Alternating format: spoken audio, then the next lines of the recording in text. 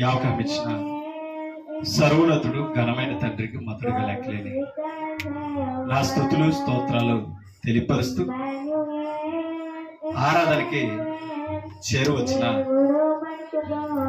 నా సహోదరి సహోదరులని మీ అందరికీ క్రీస్తునామమున హృదయపూర్వక వందనాలు మరొకసారి తెలియపరుస్తూ ఆయా ప్రాంతాల్లో ఉండి లైవ్ ద్వారా ఎంతో శ్రద్ధగా వాక్యాన్ని ఆలకిస్తున్నా నా సహోదరి సహోదరులైన ప్రతి ఒక్కరికి మా పరిచర్యలో మా కొరకు ప్రార్థిస్తున్న వాక్యాన్ని ఎంతో శ్రద్ధగా వింటున్న ప్రతి ఒక్కరికి క్రీస్తు యేసు పరిశుద్ధ నామములో హృదయపూర్వక వందనాలు క్రీస్తు సంఘం ద్వారా తెలియపరుస్తూ విలువైన దేవుని సంగతులు ఈరోజు మనం నేర్చుకుంటాం. దేవుడు మనకిచ్చిన అవకాశాన్ని సద్వినియోగం చేసుకుంటూ కొన్ని మాటలను పరిశుద్ధ గ్రంథం నుంచి మనం నేర్చుకుంటూ ధ్యానించుకుంటాం. ప్రార్థన చేసుకుంటాం. సకల ఆశీర్వాదాలకు కారణభూతుడు అయిన తండ్రి, మీ పరిశుద్ధమైన నామమును బట్టి లెక్కలేని మా స్తుతులు స్తోత్రాలు తెలియజేస్తున్నాం. మీ సన్నిధిని ప్రేమించి చేరవచ్చిన మీ ప్రియ బిడ్డలమైన మమ్మల్ని అందరినీ జ్ఞాపకం చేసుకున్నాం. వినయము విధేయత ఉండి మీ భయభక్తులను నడిపించి మీకు ఇష్టలుగా వచ్చి మమ్మల్ని బలపరచమని అడుగుచున్నాం. మీ సన్నిధికి వచ్చిన ప్రతి ఒక్కరిని జ్ఞాపకం చేసుకుంటాం. ఇంకా రావలసిన వారు ఉన్నారు తండ్రి, ప్రతి ఒక్కరిని మీ సన్నిధికి నడిపించి సమయాన్ని గుర్తించి మీ సన్నిధిలో మిమ్మల్ని ఆరాధించుకునే అవకాశాన్ని కల్పించమని అడుగుచున్నాం.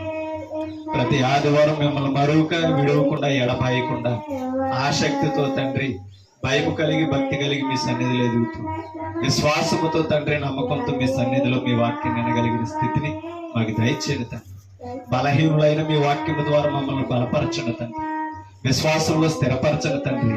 మా జీవిత కాలం అంతా నమ్మకంగా మీ సన్నిధిలో ఎదిగే స్థితిని మాకు దయచేయమని, విలువైన సంగతులు మీ గ్రంథం నుంచి బోధించగలిగిన సామర్థ్యతని మీ జ్ఞానమును నాకు అనుగ్రహించమని, మీ పరిశుద్ధాత్మ సహాయమును మాకు అనుగ్రహించి బలపరచమని అడుగుచున్నాం. మీ వాక్యాన్ని వినుచున్న వారికి విని చెవులు, గ్రహించే హృదయాలు ప్రసాదించండి తండ్రి. మీ మాటలు వినుచున్నప్పుడు తండ్రి మేము పెడ చెవుని పెట్టకుండా ఆ మాటలను గ్రహించుకుని ఆ మాటల ద్వారా తండ్రి మా విశ్వాసాలను స్థిరపరచుకుని బలపరుచుకునే అవకాశాలు దయచేయమని, మీ ప్రణాళిక ఏంటో మీ ఉద్దేశం ఏంటో మా పట్ల మేము నేర్చుకుని తండ్రి ఆత్మీయంగా వర్ధిల్లడానికి కృప చూపుతారండి. మీ వాక్యాన్ని వినుచున్న వారికి విని చెవులు ప్రసాదించమని, దుష్టుని కార్యాలకు దూరం ఉంచమని, ఘనతను మహిమను ప్రభావం మీరు పొంది మా ప్రార్థన ఆలకించి మీరే మహిమ పొందమని యేసుక్రీస్తు పరిశుద్ధమైన నామమును బట్టి ఈ ప్రార్థన సమర్పించి వేడుకుంటున్నాం మా కన్న తండ్రి, ఆమేన్. విలువైన దేవుని సంగతులు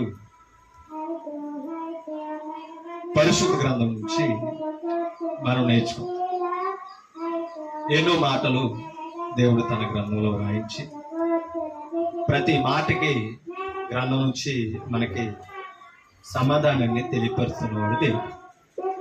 ప్రతి వాటిని కూడా మనకి నేర్పించగలిగిన సమర్థుడు తండ్రి అయిన దేవుడు. మరి నిన్న దినాన్ని దేవుని కృపను బట్టి మనం స్వతంత్ర దినోత్సవం చేసుకునే అవకాశం దేవుడు మనకి ఇచ్చాడు. ఇండి డే అని మనం అందరం కూడా చక్కగా శుభాకాంక్షలు తెలియపరుచుకున్నాం. దేవుని బట్టి మన దేశాన్ని దేవుడు సంరక్షించడానికి బట్టి. ఇంకా చెప్పాలంటే మరి అందరూ శాంతితో పోరాడి శత్రువుల చేతుల నుంచి పోరాడి గెలిచి మనకి బానిసత్వాన్ని తొలగించి విడుదలనిచ్చిన దినముగా నిన్నటి దినాన్ని 80వ ఇండిపెండెంట్ డే మనం జరుపుకునే అవకాశం, స్వతంత్ర దినోత్సవం జరుపుకునే అవకాశాన్ని దేవుడు మనకి అనుగ్రహించు. అవునంటారు కదా. అంటే బ్రిటిష్ వారి పరిపాలనలో బ్రిటిష్ వారి చేత మనం బానిసలుగా ఉన్నామని ఇప్పటికీ మన దేశవాకులు మనకి తెలియపరుస్తుంది. ఆ బానిసత్వం బ్రిటిష్ వారి చేతుల నుంచి విడిపించడం కొరకు మహాత్ములు ఎందరో పోరాడిన వారిని మనం చూస్తూ ఉన్నాం. అవునా కాదు. ఆ మహనీయులు అందరినీ కూడా నిన్న వారి స్ఫూర్తిని జ్ఞాపకం చేసుకుని వారిని తలంచుకుని ఎన్నో శుభాలు పలికిన దినముగా నిన్న మనం చూస్తున్నాం. మరొకటి, దేవుడు వీరందరూ పోరాడుతున్నప్పుడు ఆ పోరాటానికి విజయం ఇచ్చిన వాడు దేవుడు. మన దేశానికి విముక్తిని కలగజేసిన వాడు దేవుడు. స్వాతంత్రం వచ్చి 80 దినాలైనా ఇప్పటికీ మనం కూడా స్వాతంత్రం గురించి మాట్లాడుకుంటున్నామంటే ఆయన కృపతో మనం ఇచ్చినట్టు, అవునట కాదంటారు అమ్మా. ఇది మన దేశవ్యాప్తంగా ఈ లోకంలో మనకు వచ్చిన స్వతంత్ర దినం. ఈ స్వతంత్ర దినోత్సవాన్ని మనం ఇప్పటికే జ్ఞాపకం చేసుకుంటాం. అంటే వారు చేసిన ఆ పోరాటాన్ని, వచ్చిన ఆ విమోచన దినాన్ని ఇప్పటికీ మనం ఏం చేస్తున్నాం? జ్ఞాపకం చేసుకుంటూ వారికి ఘనలవాళ్ళు తెలియపరుస్తూ మనం ఎంతో అతిశయపడుతూ గర్విస్తున్నాం, అవునంటారు కాదండి.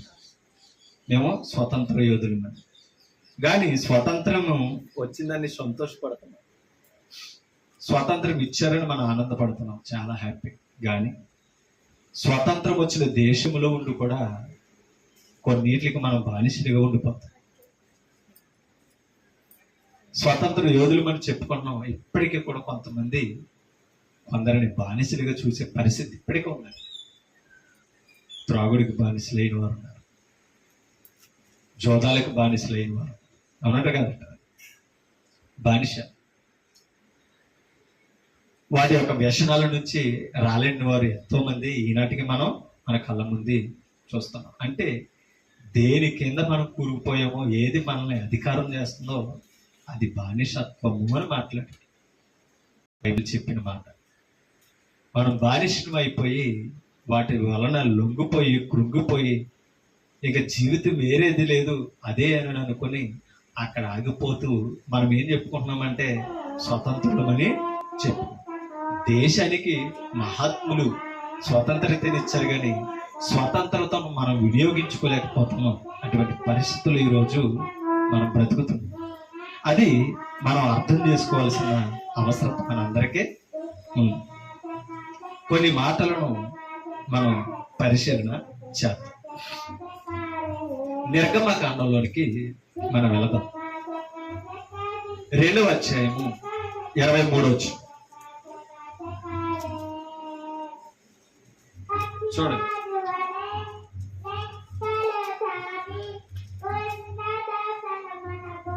ఇరవై 23 వచ్చిన 2వ అధ్యాయం 23 వచ్చిన అలాగున అనేక దినములు జరిగిన మీదట ఐగుప్తు రాజు చనిపోయింది. ఇశ్రాయేలీయులు తాము చేయుచున్న వెట్టి పనులన్నిటిని బట్టి నిట్టూర్పులు విడుస్తున్నారు. వెట్టి పనులు చేస్తే ఎవరో ఇశ్రాయేలీయులు. ఎక్కడ? ఐగుప్తులో ఫరో చేతి కింద వారు బందీగా ఉండి, ఇంకా చెప్పాలంటే బానిసలుగా అమ్మబడి,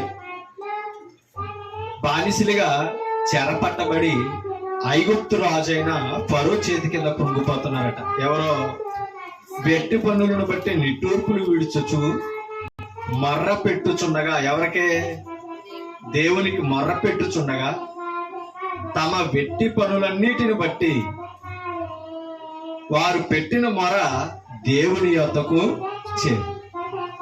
ఇశ్రాయేలీయులు ఐగుప్తులో బానిసలుగా ఉండి ఫరో చేత ఏం చేస్తున్నారంటే వారు వెట్టి పనులు చేస్తున్నారు.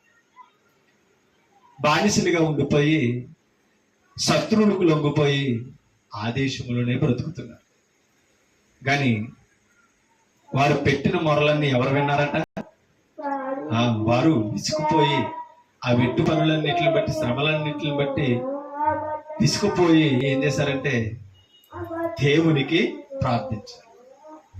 దేవునికి ఎప్పుడైతే ఆ శ్రమలో నుంచి ప్రార్థించారో, ఆ బానిసత్వంలో నుంచి ప్రార్థించారో, దేవుడు వారి ప్రార్థనను ఏం చేశాడట? ఆలకించారు. ఎవరి ప్రార్థనను? ఇశ్రాయేలు యొక్క ప్రార్థనను, ఆ మొరను దేవుడు విని వారిని ఆ కాడి కింద నుంచి, ఐగుప్తు ఆ బానిసత్వం నుంచి విడిపించడానికి దేవుడు ఒక ప్రణాళికను ఏర్పరచుకున్నాడు. ఆయనే మోషే. మోషే ద్వారా ఇశ్రాయేలుని విడిపించడం కొరకు మోషేని దేవుడు ఏర్పరచుకున్నాడు. ఒక మాట మీకు చూపిస్తాను. 3వ అధ్యాయం 7వ వచనం. మరియు యెహోవా ఇట్లా నేను ఐగుప్తులోనున్న నా ప్రజల బాధను నిశ్చయముగా ఏం చేశాడంట? తన ప్రజలయ్యే వారు బాధపడుతుంటే ఏం చేస్తున్నాడంట? ఈ రోజు నీ కుటుంబంలో నా కుటుంబంలో ఏ బాధ ఉందో ఎవరికి తెలుసు? అమ్మా చెప్పండి. మీరు పడుతున్న బాధ దేవునికి తెలీదా? నేను పడుతున్న బాధ దేవునికి తెలీదా? ఏ పరిస్థితుల్లో బాధపడుతున్నామో దేవునికి సమస్తమును తెలుసు. వ్యక్తిగతంగా ఒక వ్యక్తి మానసికంగా నలుగుతున్న బాధను కూడా దేవునికి తెలుసు. ఎవరి చేత బాధ పెట్టబడుతున్నారో కూడా దేవునికి తెలుసు. కాకపోతే మనం ఏం చేయాలి? ఇశ్రాయేలుల దేవుని గుర్తించి మొర్ర పెట్ట, దేవునికి తెలియపరచాలి. ఆ శ్రమ, ఆ బాధను దేవునికి తెలియపరచాలి. అందుకే నా మాట నడేమని, నా ప్రజల బాధను నిశ్చయముగా చూచి తిని పనులలో తమ్మును కష్టపెట్టు వారిని బట్టి వారు పెట్టిన మరణం వింటిని, వారి దుఃఖములు నాకు తెలిసే. నీకు నాకున్న దుఃఖం తెలిసే. ఇశ్రాయేలీయులు ఎంత దుఃఖపడుతున్నారో మీకు అర్థమవుతుందా? ఆ ఫరో చేతి కింద బానిసలుగా, ఆ దాస్యమని కాడి కింద నలిగిపోతూ ఎంత బాధపడుతున్నారో ఎవరు చూస్తున్నారట? దేవుడు చూస్తున్నాడు. విన్నాడంట, దానిని దృష్టించాడట. ఆలోచించి దేవుడు వారిని విడిపించడం కొరకు మోషేని ఏర్పరచుకున్న విషయాన్ని మనం చూస్తున్నాం. అక్కడ మోషేని ఏర్పరిచి మోషేని ఇశ్రాయేలును విడిపించడం కొరకు వారి వద్దకు పంపాడు. ఓకేనండి. ఒక మాట మనం చదువుతాం, అంటే ఆ విషయాలన్నీ మనకు తెలుసు. 5వ అధ్యాయం ఇదే నిర్గమకాండము 5వ అధ్యాయం 4వ వచనాన్ని చదువు. అందుకు ఐగుప్తు రాజు మోషే అహరోను, ఈ జనులు తమ పనులను చేయకుండా మీరెలా? మోషే అహరోనులు ఏం చేస్తున్నారట? అసలు ఆపడానికి కారణం ఏంటి? దేవుడు నియమించి వారి దగ్గరికి పంపించాడు.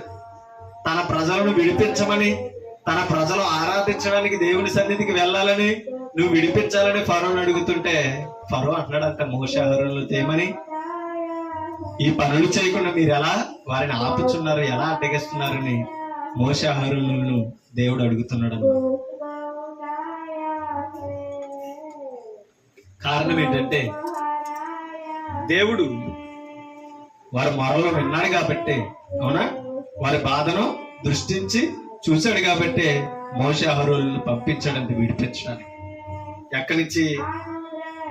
ఆ బాధల నుంచి, ఐగుప్తు బానిసత్వం నుంచి విడిపించడానికి దేవుడు ఏర్పరచుకున్నాడంట. ఎవరిని? మోషే అహరోనులను ఏర్పరచుకున్నాడు.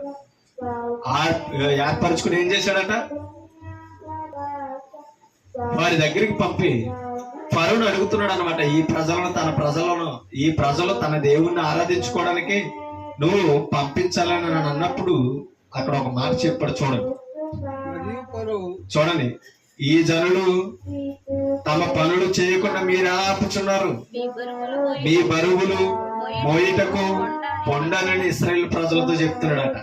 మరియు ఫరో, ఇదిగో ఈ జనము ఇప్పుడు విస్తరించి ఉన్నది, వారు తమ బరువులను విడిచి తీరికగా నుండునట్లు మీరు చేయుచున్నారని వారితో, అంటే మోషే అహరోనులతో అన్నారు. వీరు విస్తరించున్నారు, మాకేం చేయాలి? వీరు పనులు చేయాలి, అవునా? మీరు బరువులన్నీ మోయాలి, మీరు తీరికగా ఉండినట్లు పనులన్నీ విడిచిపెట్టి రమ్మని మీరు ఎలా చెప్పుచున్నారనేసి ఫరో మోషే అహరోనులని అడుగుతున్నాడు అనమాట. ఈ మోషే అహరోనులు దేవుడు ప్రజలైన ఇశ్రాయేలును విడిపించడానికి దేవుడు ఏర్పాటు చేసుకున్నాడు. అది మనం గుర్తించాలి. 12వ అధ్యాయము 40వ వచనాన్ని మనం చదువుతాం. ఎన్ని సంవత్సరాలు ఇశ్రాయేలులు బానిసలుగా అక్కడ ఉన్నారో మనకి కనబడుతుంది. 12వ అధ్యాయం ఇదే నిర్గమకాండం 40వ వచనం. ఇశ్రాయేలీయులు ఐగుప్తులో నివసించిన కాలము 430. అది ఎన్ని సంవత్సరాలట? 430 సంవత్సరాలు ఐగుప్తులోనే ఉన్నారట. ఎవరో ఇశ్రాయేలులు ఎలా ఉన్నారో బానిసలుగా. ఆ దాస్యమనే కాడి క్రింద 430 సంవత్సరాలు వారి నలిగిపోయారండి. వెట్టు పనులు చేస్తూనే ఉన్నారు, బరువులు మోస్తూనే ఉన్నారు. కానీ దేవుని కృపను బట్టి వారు వినిపించడానికి మోషేని దేవుడు పంపించాడు. కింద చదువు. ఆ 430 సంవత్సరములు గడిచిన తరువాత జరిగినదేమనగా ఆ దినమందే యెహోవా సేవలన్నీ, చూడండి, ఆ దినమందే యెహోవా సేనలన్నీ ఐగుప్తులో నుండి బయలుదేరిపోయాను. 430 సంవత్సరాలు గడిచిన మరుసటి దినం నుంచి ఎక్కడికి బయలుదేరారట? ఐగుప్తు నుండి బయలుదేరి వెళ్ళిపోయారు. ఎక్కడికి? దేవుడు వాగ్దానం చేసిన దేశానికి నరక ప్రయాణం మొదలెట్టారు. ఎక్కడికి? కానాను దేశానికి.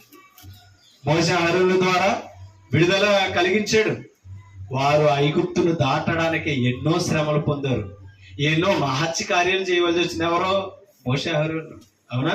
10 తెగులుతో దేవుడు వారిని భయపెట్టడం. ఎందుకంటే మోషే కఠినమైన మనసు ఉండడాన్ని బట్టి తన ప్రజలను పోనీయలేదు దేవుని దగ్గరికి. 430 సంవత్సరాలు ఎక్కడున్నారని తెలుసా? ఐగుప్తులోనే బానిసలుగా ఇశ్రాయేలు ఉండిపోయి కృంగిపోయారండి. వారు చేసిన పనులు, వారి వెట్టి పనులు, వారి బరువులను బట్టి దేవునికి పెట్టిన మొర ఆలకించాడు దేవుడు. మీకు అర్థమని ఆలకించి 430 సంవత్సరాల తర్వాత దేవుడు ఏం చేశాడట? ఐగుప్తులో నుంచి నడిపించాడు, విడుదల ఇచ్చాడు. ఎన్నో శత్రువులు, ఎన్నో సైన్యాల చేతిలో నుంచి వారిని విడిపించి ఆ బానిసత్వం నుంచి తప్పించాడు. ఎవరో? దేవుడు. అలాగే ఇప్పటికీ ప్రతి మనిషి కూడా బానిసగా ఉండిపోయి, బానిసత్వానికి లోబడిపోయి కృంగిపోతున్న విషయాన్ని మనం చూస్తాం అండి. దుర్వ్యసనాలు, ఎన్నో పలు విధమైన హేయమైన కార్యాలతో ఇప్పటికీ లొంగిపోయి కృంగిపోయి అక్కడే బానిసగా ఉండి, మీకు అర్థమవుతుందా? దాని కిందే నలిగిపోతున్న వారిని ఎందరో మనం చూస్తున్నాం. అవునంటారు కదంట. ఇప్పటికీ త్రాగుడు వలన ఎంతమంది జీవితాలు పాడు చేసుకుంటున్నారండి. అదే జీవితం అనుకొని కుటుంబాలను బాధపడుతూ, సమాజానికి వ్యతిరేకంగా నిలబడుతూ. అవునంటారు కదంట.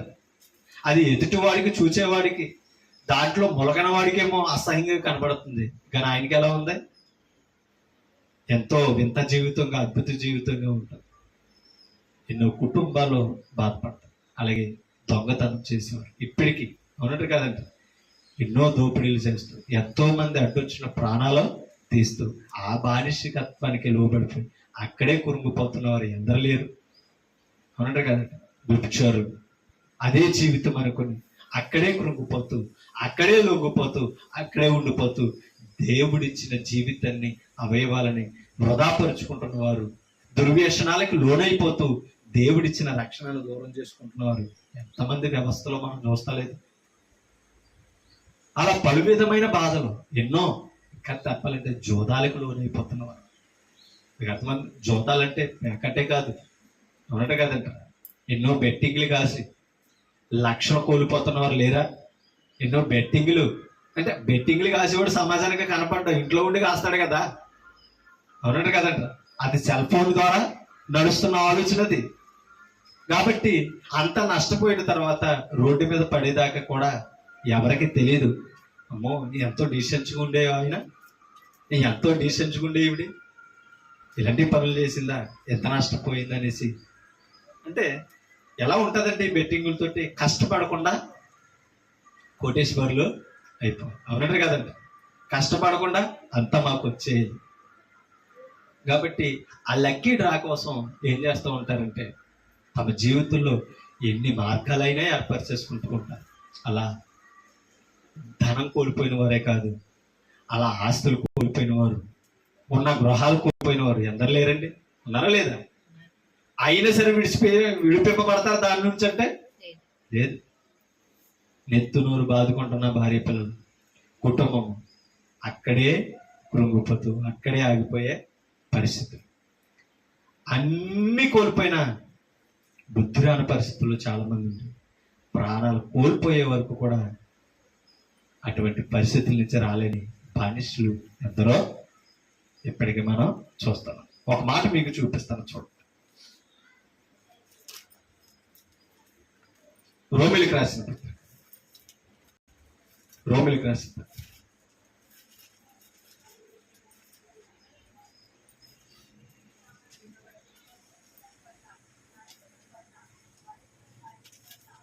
6వ అధ్యాయం 17వ వచనాన్ని మనం చదువుతాం. 17వ వచనం, 6వ అధ్యాయం 17వ వచనం రోమపత్రిక. మీరు పాపమునకు దాసులై, మీకు అర్థమవుతుంది దేనికి బానిస దాసులం అయిపోయామంట? దాసుడు అంటే అర్థం ఏంటి? బానిస.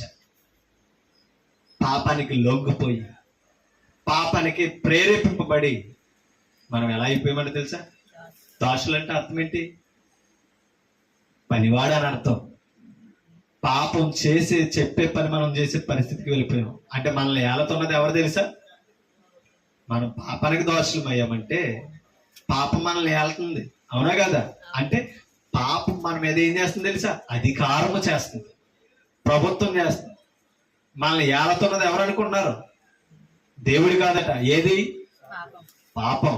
అపవాది ఏలుతున్నాడు. అంటే ఎవరి అధికారంలో ఉన్నాం మనం? పుట్టించిన, మనల్ని సృష్టించిన దేవుని అధికారంలో లేము. మనల్ని దేవుడికి దూరం చేస్తున్న అపవాది అధికారంలో ఉన్నాం. మనం ఏ వ్యసనాలతో బ్రతుకుతున్నా సరే, దేనికి లొంగిపోయి కృంగిపోతున్నా సరే, అక్కడే ఆగిపోయి ఏం చేస్తున్నా తెలుసా? బానిసలం అయిపోయాం. అందుకనే మీరు పాపమునకు దాసులై ఉంటిరి. ఎలా ఉన్నారో 12వ వచనం చదువుతాం. 12వ వచనం, కాబట్టి శరీర దురాశలకు లోబడునట్టుగా. దేనికి లోబడుతున్నామంట? అంటే అలా బానిసలం అయిపోతున్నాం అంటే మనకు ఆశ్రయపోయేది ఏది తెలుసా? శరీర దురాశ. అందుకని యాకోబు పత్రికలు అంటాడు, దురాశ గర్భము. అంటే అర్థం ఏంటి? పుల్లు పోసేదాకా వదలదన్నమాట, అవునంటారు కదట. పాపము గర్భమును ధరించిందట. గర్భమును ధరించి పాపము పరిపక్వకమై పండిందనమాట. పాపము పరిపక్వకమై మరణమును కనును. కాబట్టి మన జీవిత ముగింపు మన వ్యసనాలకే లోగునైపోతుంది. దేవుని గుర్తించకుండా, మన జీవిత గమ్యాన్ని గుర్తించకుండా మనం బ్రతికినట్లయితే మన ముగింపు ఏంటో చివరికి మనకి తెలియదండి. ఒకసారి ఆలోచించవలసిన అవసరం ఉంది. అందుకని కాబట్టి శరీర దురాశలకు లోబడినట్టుగా చావునకు లోనైన మీ శరీరమందు పాపమును ఏలని. ఈ దురాశలతో ఎప్పుడైతే బ్రతుకుతున్నామో అప్పుడు మనం దేనికి లోనవుతున్నామంట? చావునకు. దురాశకు మన అవయవాలు, మన కోరికలతో లోబడిపోతుంటే ఆ దురాశ ఏం చేస్తుందంట? చావుని కలగజేస్తుందంట, అవునా? దురాశలకు లోబడినట్టుగా చావునకు లోనైన మీ శరీరమందు పాపమును. అది దురాశ ఎప్పుడైతే పుట్టిందో దాన్ని విడిచిపెట్టకపోతే, దాన్ని ఖండించుకోకపోతే ఏమైపోతున్నామంట? చావునకు లోనైపోతున్నామంట. అంటే ఈ శరీరం దేని వైపు నడుపుతుందో ఒకసారి ఆలోచన చేయండి. చావు వైపు నడుపుతుంది. ఆ చావు ఎలా వస్తుందండి? పాపం వల్ల వచ్చే జీతము. అది పాపము ప్రేరేపిస్తుంది. అది పాపమని మనం పండిపోయేదాకా, దాంట్లో క్రూరుకుపోయేదాకా కూడా మనకి తెలియదు. ఒక్కసారి క్రూరుకుపోయామా దానిని విడిపింపబోయే శక్తి మనకు ఉండదంట. మీకు అర్థమవుతుందండి? ఐగుప్తులు ఇశ్రాయేలు బానిసలుగా ఫరో చేతి కింద ఎలా చెక్కబడ్డారో ఈరోజు యావత్ భారతదేశంలో ఉన్న, యావత్ భూమి మీద ఉన్న ప్రపంచ మానవాళి దేనికి లోనైపోయారని తెలుసా? చావునకు లోనైపోయారు. దేనిని బట్టి తెలుసా? దురాశలకు లోబడిపోయి, శరీర దురాశలకు లోనైపోయి, పాపమేలతున్న జీవితంలో దానికే బానిసలం అయిపోయి రకరకాల భయంకరమైన పరిస్థితుల్లో కృంగిపోయిన వ్యవస్థను మనం చూస్తాం. కింద చదువుతాం. మీ శరీరమందు చావునకు లోనైన మీ శరీరమందు పాపమును ఏలనీయకుడి, మరియు మీ అవయవములను దుర్నీతి సాధనములుగా పాపమునకు అప్పగించేసామంట. మీకు అర్థమవుతుంది. ఇప్పుడు పౌలు ద్వారా దేవుడు తెలియపరుస్తున్నాడు, మీ అవయవములను దేనికి అప్పగింపకూడదు. అక్కడ చెప్పాడు చూడండి, దుర్నీతి సాధనాలుగా పాపానికి అప్పగించండి. మీకు అర్థమవుతుందా? ఏం చేయమన్నాడు? అప్పగించమని అంటలా, అప్పగింపకుడి. ఎప్పటికైనా మీరు ఏం చేయాలి? మీ అవయవాలనే దుర్నీతి సాధనలుగా వినియోగపరచకూడదు. ఎందుకని అమ్మా?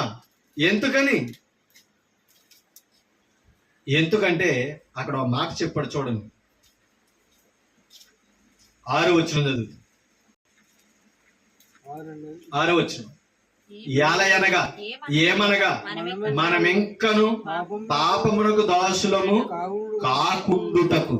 నీకు అర్థం? ఇప్పుడు దాకా ఉన్నాం, ఇక మీదట ఏమవకూడదంట? పాపానికి బానిసలుగా అంటే దాసులుగా ఉండకుండుటకు పాప శరీరము ఏమవ్వాలంట? నిరర్థకమవ్వాలి. నిరర్థకమవునట్లు మన ప్రాచీన స్వభావము ఆయనతో కూడా సిలువ వేయబడినని ఎరుగుదుము. మన పాప స్వభావం కొరకు ఆయన ఏమయ్యాడట? సిలువ వేయబడ్డాడు. మన పాపమును, మన శరీరమును బట్టి పుడుతున్న పాప స్వభావాన్ని ఆయన ఏం చేశాడంట? సిలువేశాడు. ఇప్పుడు దాంట్లో మనం ఏమయ్యాం? స్వాదృశ్యంగా బాప్తిసం పొందాం. మనము కూడా ఏం చేసాం? బాప్తిసం పొందామంటే మన పాప శరీరాకరణాన్ని ఏం చేసామంట? సిలువ వేసేసాం. అర్థమైందండి మీకు? ఎప్పుడైతే సిలువ వేసేసామో పాప శరీరం ఏమైందట? నిరర్థకమైపోయింది. శరీరానికి ఏం దొరికింది తెలుసా? ముగింపు దొరికింది. దేని నుండి? దురాశల నుండి విముక్తి దొరికింది. దురాశ ఎప్పుడైతే లేదు, ఏమి లేదు, పాపం అనేది చేసే అవకాశం లేదు. దానిని ఖండించడానికి, దానిని దూరపరచడానికి యేసు ప్రభు బలియాగం అయిపోవలసి వచ్చింది.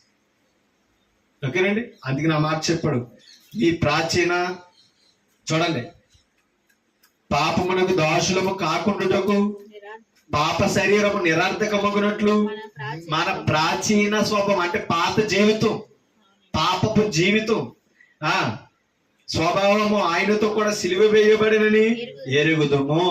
కాబట్టి ఆయన ఎందుకు సిలువ వేయబడ్డాడో మనకు గ్రహింపు వచ్చింది. కాబట్టి ఇప్పుడు 7వ వచనం అన్నాడు, చనిపోయిన వాడు పాప విముక్తుడని. ఎప్పుడు చనిపోయిన వాడు? ఈ లోకములో శరీరం నుంచి ఆత్మ వేరైపోయే మరణం గురించి కాదు చెప్తున్నా. బాప్తిస్మములో క్రీస్తు రక్తములో చనిపోయిన వాడు. ఓకేనండి? బాప్తిస్మము ద్వారా ఆత్మీయంగా చనిపోయిన వాడు దేని నుండి విముక్తుడంట? పాపము నుండి విముక్తి అయ్యింది. దేనికి దాసులం అయిపోయామో, దేనికి లోనైపోయామో దాని నుండి యేసుప్రభు మనకేమిచ్చాడు తెలుసా? విమోచన.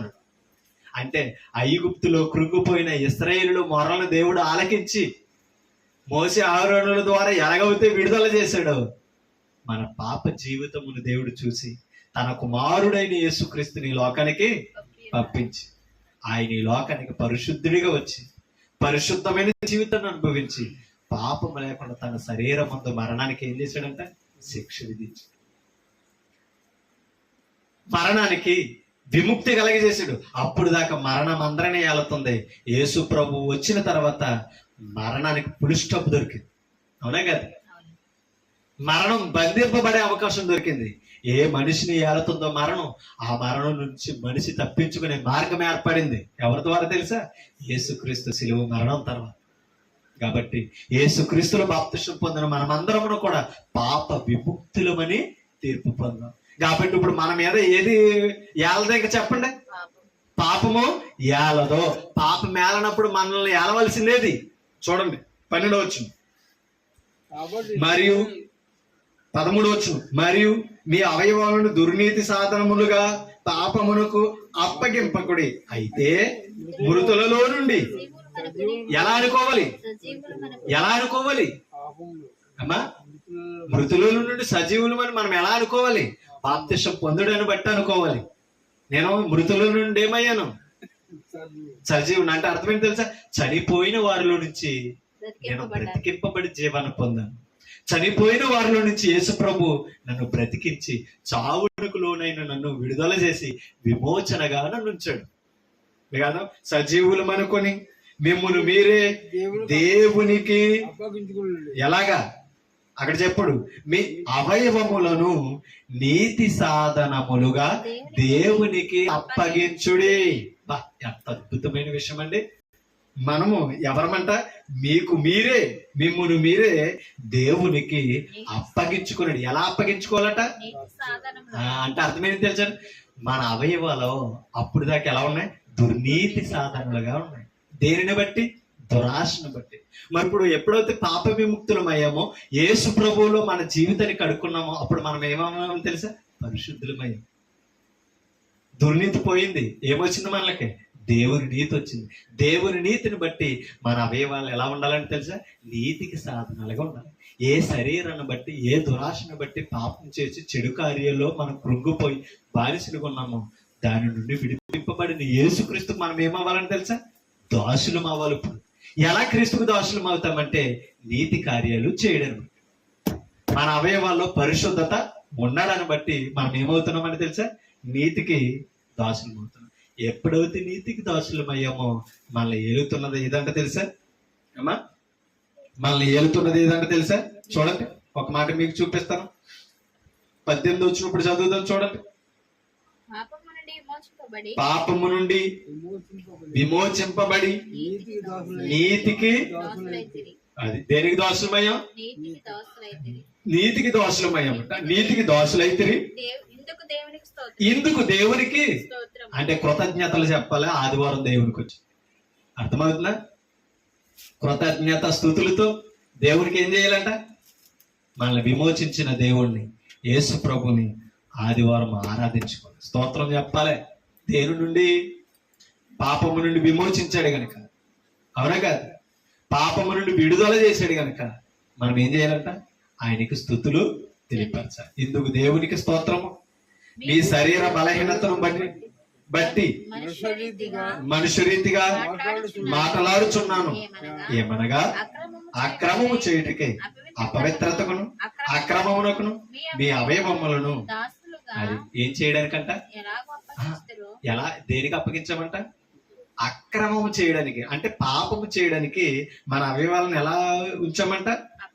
అపవిత్రతకును అక్రమమునకును మీ అవయవములను దాసులుగా ఎలాగూ అప్పగించము. ఎప్పుడు? క్రీస్తులో బాప్తిసం పొందక ముందు, విడుదల పొందక ముందు, నీతిమంతులుగా, నీతికి దాసులు కాకముందు. ఎలాగా? అక్రమానికి, అపవిత్రతకి, అక్రమం చేయడానికి మీ అవయవాలని మునుపు, క్రీస్తుని ఎరగక ముందు, క్రీస్తులు విమోచింపబడక ముందు ఎలా అప్పగింపబడ్డారో అలాగే పరిశుద్ధత కలగాలంటే ఎవరికే?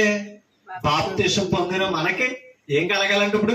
అంటే బాప్తిసం పొందిన మనం ఎవరు? పరిశుద్ధులు. కానీ పరిశుద్ధతలు ఏమవ్వాలి? ఎదగాలి. మన అవయవాలన్నీ కూడా నీతి సాధనాలు అవ్వాలి. మనం విమోచింపబడమే కాదు, మన అవయవాలకి నీతి కార్యాలు ఏంటో నేర్పించాలట. అర్థమైందా అమ్మా? యేసుప్రభు అందుకనే చెప్తున్నాడు, ధర్మశాస్త్రం వ్యభిచరిస్తే పాపం అని చెప్పింది. అవునంట కాదంటారా? అయితే నేను మీతో చెప్పినదేమనగా, ఒక స్త్రీని మోసపు చూపుతో చూసేవాడు ఆమె యందు ఆ క్షణం ఏం చేస్తున్నాడట? అపవిత్రత చేస్తున్నాడు అని చెప్పాడు యేసుప్రభు. అందుకనే ఇప్పుడు మన కళ్ళకి ఏం నేర్పించాలి? నీతిని నేర్పించాలి. నీతిని నేర్పించాలంటే అప్పుడు దాకా మోసంతో చూసిన మనము, అపవిత్రతతో చూసిన మనము దేనితో చూడాలి? ఈ కళ్ళని, ఈ కళ్ళతో ఎలా చూడాలి? నీతితో చూడాలి. అంటే దాని అర్థం ఏంటి తెలుసా? పరిశుద్ధత కనపడాలి. పరిశుద్ధత పరిచయం చేయలేదు వారికి. అప్పుడు దాకా వ్యర్థుడాని సహోదరుని ఏం చేసాం? ద్వేషించాం. నరహత్యకులోనే ఇప్పుడు విమోచించాడు. వ్యర్థుడే కాదు, సహోదరుడు అనే పిలవాలి. విమోచించాలి. ప్రభు ప్రేమ కనపడాలి. మన అవయవాలకే నేర్పించాలి, మన మెదడుకి నేర్పించాలి. మన ఆలోచన శక్తి మారాలి, మన అవయవాల భావన మారాలి. అవునంట కదంట? అప్పుడు క్రీస్తుకు దాసులమయ్యామని, మన అవయవాల నీతి కార్యాలు ఎప్పుడైతే చేస్తున్నాయో మనం నీతి మంతులుగా తీర్చబడుతున్నామని అర్థమవుతుంది. అందుకనే ఆ మాట చెప్పాడు అక్కడ. ఏమని? పరిశుద్ధత కలుగుటకై ఇప్పుడు మీ అవయవములను నీతికి దాసులుగా, నీతికి దాసులుగా అప్పగించాలి. ఎవరు అప్పగించాలి? అది ఎవరైతే బాప్తిసం పొందారో, ఎవరైతే ఆ పాపము నుండి విడిపింపబడ్డారో, ఈ శరీరాన్ని సమాధి చేసేసాం, బాప్తిసంలో విమోచించాం. కానీ ఈ శరీరం దుర్నీతి చేసినప్పుడు దాకా ఇప్పుడు ఏం చేయాలంట? తిరిగి లేచిన తర్వాత, నవీన స్వభావంగా మార్చిన తర్వాత, పాపం చేసిన ఈ అవయవానికి ఏం నేర్పించాలని తెలుసా? పరిశుద్ధత నేర్పించాలి. అప్పుడు నీతి కార్యాలు చేయాలి. దేవుని పనితో నేర్పించాలంట. దేనికి? శరీరానికి. కింద చదువుతాం. మీరు పాపమునకు దాసులై ఉన్నప్పుడు నీతి విషయమై నిర్బంధము లేని వారై ఉంటిరి. అప్పటి క్రియల వలన మీకేమి ఫలము కలుగును? ఎప్పుడు? పాపానికి దాసులై మన శరీరాలను అప్పగించినప్పుడు. వాటి వలన చూడండి, అప్పటి క్రియల వలన 21 వచ్చును. మీకేమి ఫలము కలిగను? మరణమే తప్పగిన ఫలమేమి లేదు. ఏమి కలిగను? వాటిని గురించి మీరిప్పుడు ఎప్పుడు సిగ్గొచ్చింది? ప్రభులోకి వచ్చాక సిగ్గొచ్చింది. అంతేనా? నేను ఇంత నీచంగా బ్రతికానా? నేనెంత అపవిత్రంగా బ్రతికానా? నా ఆలోచనలతోనే ఇంత పాపం చేశానని ఎప్పుడు సిగ్గొచ్చిందంట? పాపం ఏంటో ఎరిగే మనసు క్రీస్తులోకి వచ్చిన తర్వాత సిగ్గుపడ్డామంట. అర్థమవుతుందా? కాబట్టి అప్పుడు క్రియల వల్ల మీకు ప్రతిఫలం ఏమీ కలగలేదు. అప్పటి క్రియల వల్ల ఇప్పుడు మీరు ఆలోచించి ప్రభువుని బట్టి నీతి వచ్చిన తర్వాత, బుద్ధి వచ్చిన తర్వాత ఏం చేస్తున్నారో తెలుసా? సిగ్గుపడ్డ. కానీ ఇప్పుడు సిగ్గుపడనక్కర్లేని పనివారిగా మనల్ని తీర్చాడు. ఎక్కడ? ప్రభువులో, ఆయన సంఘం. అప్పటి క్రియల వలన సిగ్గుపడుచున్నారు కారా? వాటి అంతము మరణమే. 22 వచ్చును. అయినను మరణం అంటే మరణానికి లోనైపోయినా, చావులకు లోనైన మన శరీరాలను ఏం చేశాడంట? ఆయన విమోచించాడు. అయినను ఇప్పుడు పాపము నుండి విమోచింపబడ్డాం, దేవునికి దోషులమయ్యాం. నీతికి దోషుడైన వాడు ఎవరికి దోషుడంట? అంటే మన అవయవాళ్ళ నీతి కార్యాలు చేస్తానంటే ఎవరికి దోషులమయ్యామని అర్థం? దుర్నీతి ఉన్నదంటే ఎవరికి దోషులమయ్యామని అర్థం? దుష్టుడైన అపవాదికి, దయ్యానికి దోషులమయ్యామని అర్థం. దయ్యపు స్వభావంతో ఉన్నవాడు మూర్ఖంగా ఉంటాడు. ఎన్ని చెప్పినా వినడం. అవునే కదా? నీతిని ఎరిగిన వాడు, విమోచింపబడిన వాడు, దాన్ని భక్తుల నుంచి బయటకు వచ్చిన వాడు ఎన్ని చెప్పినా ఆలకిస్తాడు. దేవునికి దోషులైనందున పరిశుద్ధత కలుగుటయే మీకు ఫలం. వాటి ఫలం ఏమన్నాడు? అప్పటి క్రియలు వలన మీకు ఫలమేమీ కలగలేదు అన్నాడు. ఇప్పుడు ఏమున్నది అన్నాడు క్రీస్తులో? నీతిని బట్టి ఏమున్నది అన్నాడు? ఫలము. అవునా? పరిశుద్ధత కలుగుటయే. అది మనం ఫలిస్తున్నామంటే ఎప్పుడు అర్థమవుతుందో తెలుసా? పరిశుద్ధతలో ఎదిగిన తర్వాత. పరిశుద్ధంగా జీవిస్తున్నప్పుడు మనం ఏమవుతున్నామంటే తెలుసా? ఫలిస్తున్నామని అర్థం. పరిశుద్ధత కలుగుటయే మీ ఫలము. దేని అంతం? పరిశుద్ధతకి అంతం ఉంది. అవునా కదా? దాని అంతము అది. అంటే అర్థమైంది తెలుసా? పరిశుద్ధతలో పాపము నుండి విమోచింపబడి సంఘములో క్రీస్తును అనుసరించి బ్రతికామనుకోండి, ఈ లోకములో చనిపోయినా అంటే అంతమైన సరే ఏమున్నదంటే మనకి నిత్య జీవం. ఈ భూమి మీద పరిశుద్ధతతో బ్రతికిన వాడికి నిత్యము జీవించే ఎటర్నల్ లైఫ్, ఆత్మ సంబంధమైన జీవితం యేసుక్రీస్తు ఇస్తున్నాడు. అది ఎలా ఏర్పడుతుందంటే, ఇప్పుడు శరీరంలో ఉండగానే మన అవయవాలకి ఏం నేర్పించాలంటే? నీతిని నేర్పించాలి, దుర్నీతిని ద్వేషించాలి. నీతిని నేర్పించిన మనము ఎలా ఉంటామంట? పరిశుద్ధులుగా ఉంటాం, నిత్య జీవానికి అర్హులుగా ఎంచబడతాం. వాటి దాని అంతము నిత్య జీవము. ఎలయనగా పాపము వలన వచ్చి జీతము దీని నుంచి విడిపించాడు యేసుప్రభు. అయితే దేవుని కృపావరము మన ప్రభువైన యేసు క్రీస్తు యేసునందు నిత్య జీవం. క్రీస్తు యేసులో ఉంటే నిత్య జీవం. క్రీస్తు యేసు ద్వారా మన అవయవాలకి నీతిని నేర్పితే నిత్య జీవం. లేదు, క్రీస్తులో ఉండి కూడా మనం దుర్నీతి సాధనాలుగా ఉంటే, దుర్నీతికే లోనవుతే గనక మనం సిగ్గుపడి దేనికి లోనైపోతాం?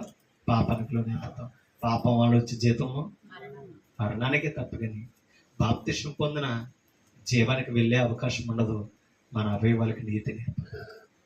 అంటే నీతి ఏది తెలుసా? దేవుని పని చేయడమే నీతి.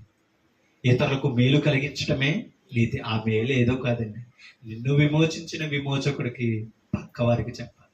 అదే పాపంలో దుర్నీతి సాధనాలుగా ఉన్న వారికి ఆ అవయవాలను ఎలా మార్చుకోవాలో, తమ స్వభావాలను ఎలా మార్చుకోవాలో మార్చగలిగిన శక్తివంతుడైన దేవుణ్ణి పరిచయం చేయడమే, ప్రకటించడమే మన అవయవాల ఇది సార్. అలా మనం ఉన్నప్పుడే మనకేమున్నదంటే ఫలితము, ఫలము ఉంది. మీకు అర్థమవుతుందా? కాబట్టి దేవుడు మనల్ని ఏం చేశాడు తెలుసా? యేసు ప్రభు ద్వారా మనల్ని విమోచించాడండి, పాపం నుండి విడుదల చేశాడండి. ఒక మాట మీకు చూపిస్తాను చూడండి. ఏప్రిల్కి రాసిన పత్రిక, ఏప్రిల్కి రాసిన పత్రిక 2వ అధ్యాయం 14-15 వచ్చినాడు. కాబట్టి ఆ పిల్లలు అంటే ఇశ్రాయేలులు రక్త మాంసములు గలవారైనందున ఆ ప్రకారమే మరణం యొక్క బలము గలవానిని అనగా అంటే అపవాది దేనికి బలం అంట? అంతే తప్పకి జీవం ఉండడానికి బలం కాదాడు. అపవాదికి లోనయ్యామా? దుర్నీతి సాధనాలుగా మనం బ్రతుకుతున్నామా? మన అవయవాలను చేసామా? ఏముందంట మనకి? మరణం. మరణము యొక్క బలము గలవారిని అనగా అపవాదిని మరణము ద్వారానే నశించజేయుడు. అంటే యేసు ప్రభు ఎందుకు వచ్చాడు తెలుసు? ముళ్ళుతోటి తీయడానికి వచ్చాడు. మరణానికి అధికారి అయిన అపవాదిని మరణంతోనే జయించాడట. ఎవరో? యేసు ప్రభు. జీవిత కాలమంతయు మరణ భయము చేత దాస్యమునకు లోబడిన వారిని విడిపించుటకును ఆయన కూడా రక్త మాంసములలో. వారేమో ఐగుప్తు బానిసత్వంలో ఉంటే మనం దేనికి బానిసలుగా ఉన్నామంట? దాస్యమును, పాపానికి బానిసలమయ్యాం. పాపము చేత మనం ఏం చేసామంట? దాసులుగా ఉండి భయపడుతున్న మనల్ని ఏం చేశాడంట? మరణం నుంచి విడిపించాడు. మరణానికి భయపడే చాయిస్ ఇవ్వలేదు యేసుప్రభు. పాపం చేసేవాడు మరణం ఉందని భయపడతాడు, నీతి కార్యాలు చేసేవాడు నాకు మరణం లేదన్న ధైర్యం ఉంటుంది. కాబట్టి ఆ నిరీక్షణే క్రీస్తులో ఉంది. అవునా అమ్మా? చనిపోయినను మనం బ్రతికితామే తప్పకని మరణం మనల్ని లేలే అవకాశం లేదు. ఎప్పుడు అనంటే నీతి మనల్ని వెళ్తాం. దేవుడికి దోషులుగా మనం బ్రతుకుతున్నప్పుడు దేవుడు చెప్పిన పని మనం ఈ శరీరంలో చేస్తున్నప్పుడు. చూడండి, యాలయనగా 16 వచ్చింది. ఆయన ఎంత మాత్రమును దేవదూతల స్వభావమును ధరించుకొనక అబ్రహాము యొక్క సంతాన స్వభావమును ధరించుకున్నాడు. అంటే శరీరము, అది శరీరాన్ని ధరించుకున్నాడట యేసు. శరీరమును ధరించుకుని ఉన్నాడు. కావున ప్రజల పాపమునకు పరిహారము కలుగుటకై శరీరాన్ని ధరించాడు యేసు ప్రభు. కలుగుటకై దేవుని సంబంధమైన కార్యములలో కనికరమును నమ్మకమును గల ప్రధాన యాజకుడగు నిమిత్తము అన్ని విషయంలో ఆయన తన సహోదరులు వంటి వాడు కావలసి వచ్చును. తాను శోధింపబడి శ్రమ పొందను గనుక శోధింపబడి వారికి సహాయము చేయగలవాడై ఉన్నాడు. కాబట్టి ఆయన శోధింపబడ్డాడు. మానవుడు శోధనలో ఎలా బందీ అయ్యాడో యేసు ప్రభు ఎరిగినవాడు. కాబట్టి ఆయన శోధకుడి నుంచి ఎలా తప్పించుకున్నాడో తప్పించగలిగే సమర్థుడు యేసు ప్రభు. కాబట్టి మనందరినీ విమోచించిన వాడు ఎవరో కాదు, యేసుక్రీస్తు. ఆయన నుండే మనకు విడుదల కలిగింది. రోమిలికి రాసిన పత్రిక 8వ అధ్యాయం 21వ వచనం. 8వ అధ్యాయము 21వ వచనం.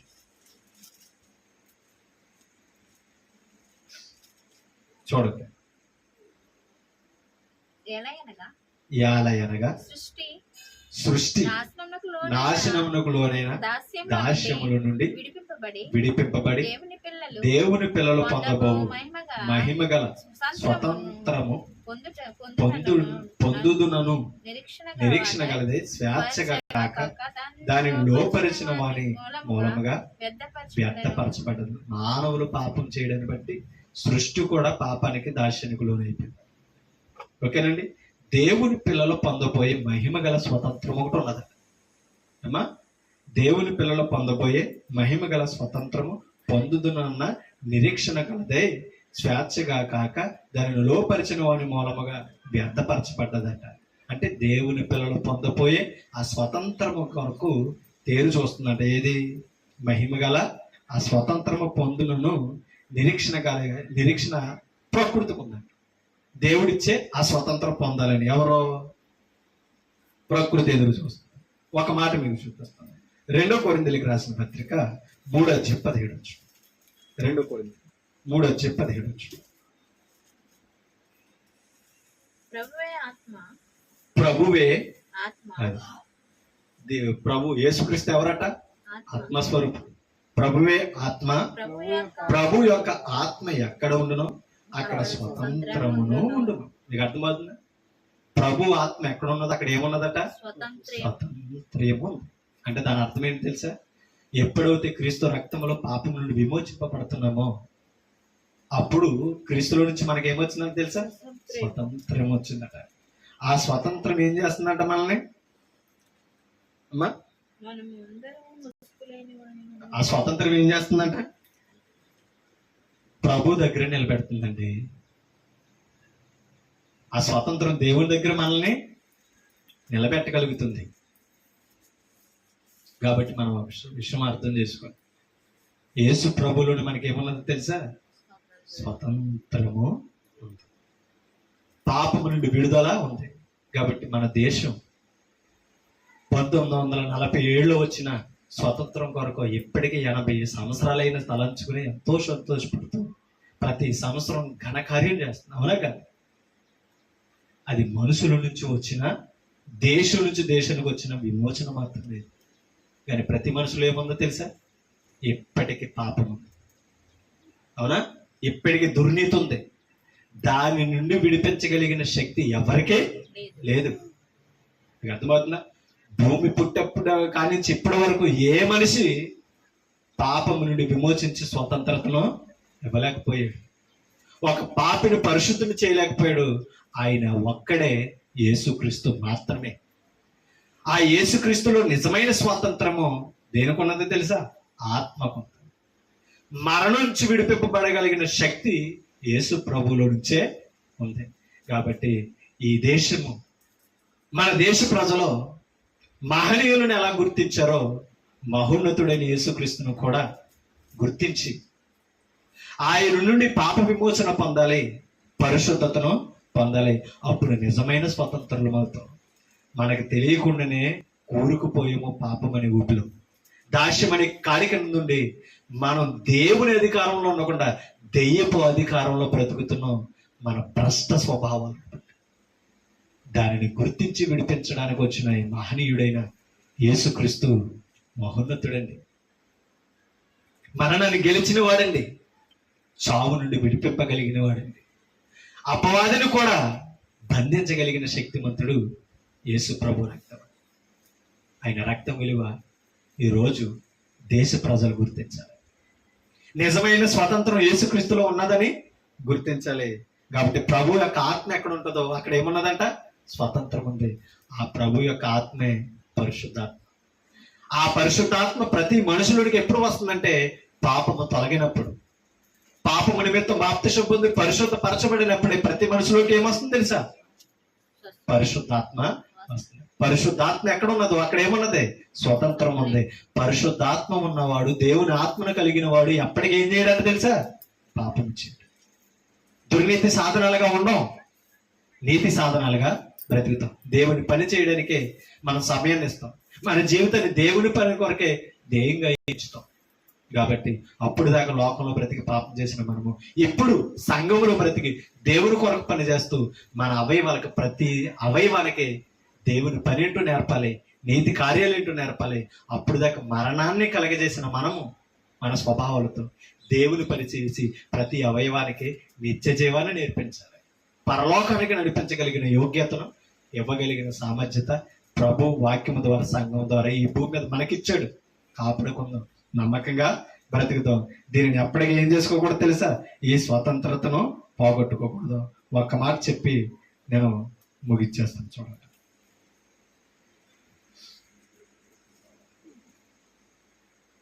యాకోబు పత్రిక 1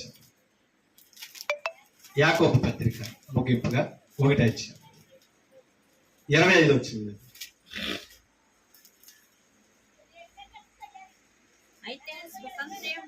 అయితే స్వతంత్రము చూడండి, అయితే స్వతంత్రము నిచ్చు సంపూర్ణమైన నియమములో తేరు చూచి నిలకడగా ఉండువాడెవడో. ఓకేనా? యేసుక్రీస్తులో మనకేమొచ్చింది? స్వతంత్రం వచ్చింది. ఈ స్వతంత్రంలో నిలిచి తేరి చూచి నిలకడగా ఉండువాడెవడో వాడు విని మరచువాడు కాక. మీకు అర్థమవుతుందా? అంటే ఆ స్వతంత్రం ఇచ్చిన వాడి గురించి విని మరచువాడు కాక ఏం చేయాలంట? అంటే ఏ క్రియలు చేయాలి? నీతి క్రియలు. అప్పుడు మన అవయవాళ్ళు దేనికి దోషులుగా ఉంటాయి? దేవునికి దోషులుగా ఉంటాయి. అవునా కాదు? మరచువాడు కాక క్రియలను చేయవాడై ఉండి తన క్రియలలో ధన్యుడగును. కాబట్టి యేసు ప్రభు మనకిచ్చిన సత్క్రియలు చేయాలి.